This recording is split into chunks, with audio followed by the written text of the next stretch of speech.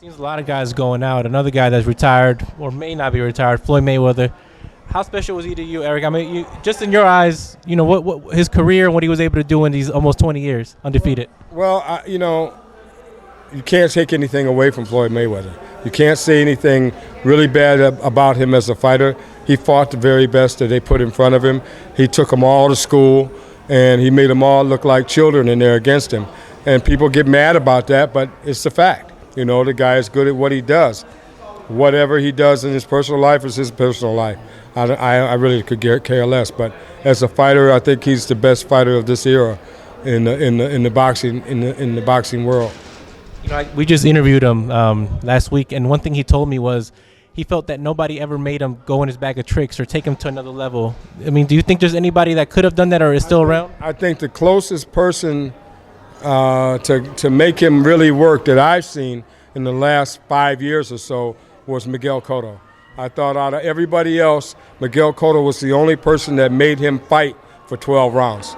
I mean, fight hard for 12 rounds. He couldn't play around with Miguel. He couldn't just control Miguel or figure him out and just totally dominate him. He won clearly, but Miguel made him fight. And out of everybody else, Pacquiao included, I mean, he put on the greatest fight. If I want to see him fight anybody else, I want to see him do a rematch with Miguel Cotto. Last thing, do you think he comes back, Eric, or should he come back at this point? I mean, is there anybody that's worth coming out for? That depends on him. Who does he think is worth coming back for?